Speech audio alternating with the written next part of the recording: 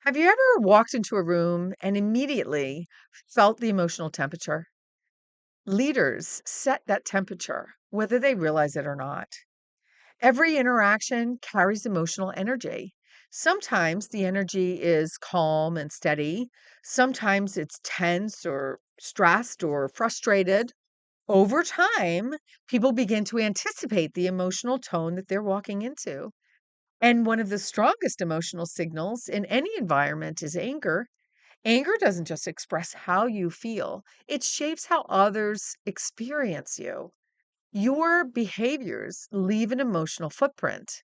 Tone, pacing, facial expressions, even little reactions, micro reactions, all of it communicates something beyond your words.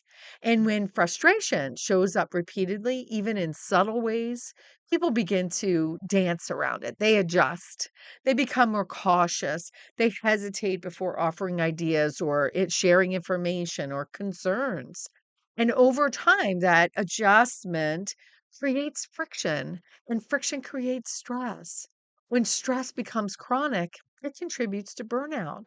Burnout doesn't just come from workload, it often is a response to the emotional strain from working in an environment where tension is predictable and safety is uncertain. I'm Dr. Julie Donnelly, and as a workplace stress expert and a leadership coach, leaders recognize that emotional presence is part of their executive presence. The way you manage anger influences not only your relationships, but retention and engagement as well. I worked with a leader who described herself as passionate and driven. She expected excellence, which is a good thing, and she expressed frustration when those expectations were not met. She believed that her anger communicated commitment, but her team experienced something very different. They described walking into meetings braced for correction and the humiliation that came with that. They walked on eggshells around her. They prepared extensively before presenting any ideas, and they were very scared of her reactions.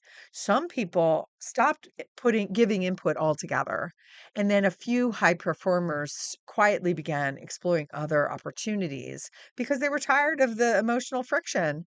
When she became aware of the impact that she was having, we started to work on her presence, how she wanted to show up, and the culture that she wanted to create.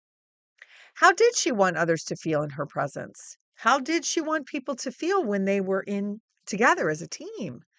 She didn't eliminate her high standards, of course not, but she adjusted her emotional expression. She paused before responding or reacting to anything. She asked more questions, inviting people to share, and did not say anything or judge their responses. She separated performance feedback, which she learned to give privately, from any emotional intensity. And that shift reduced the tension. Candor improved. People felt more comfortable being honest. Retention stabilized, which was an excellent organizational outcome.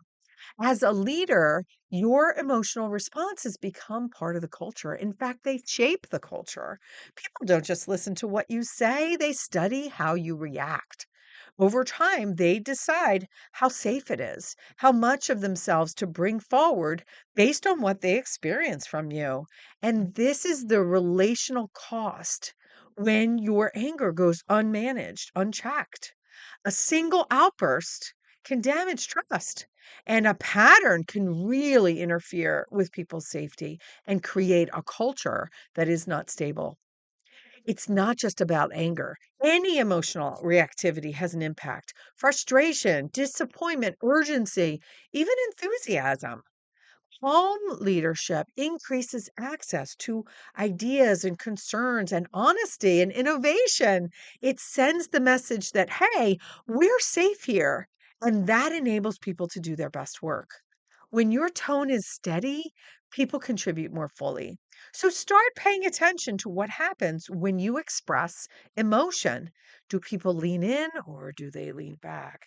Do they contribute freely or are they careful or do they withdraw and not say anything? Do they feel energized? Do they share ideas freely with each other, or are they cautious? Your leadership isn't just defined by standards, it's shaped by the emotional experience that you create. That awareness is where calm, clarity, and confidence begin. So take a moment to reflect. Where might your anger be creating friction that you don't intend? Calm doesn't remove intensity from leadership. It directs it in a way that builds trust, reduces stress, and supports sustainable performance. If this was helpful, be sure to like the video and subscribe for more strategies on leading at the speed of people. Because if you want to move at the speed of business, well, you must lead at the speed of people. I'm Dr. Julie Donnelly. Till next time, happy leading.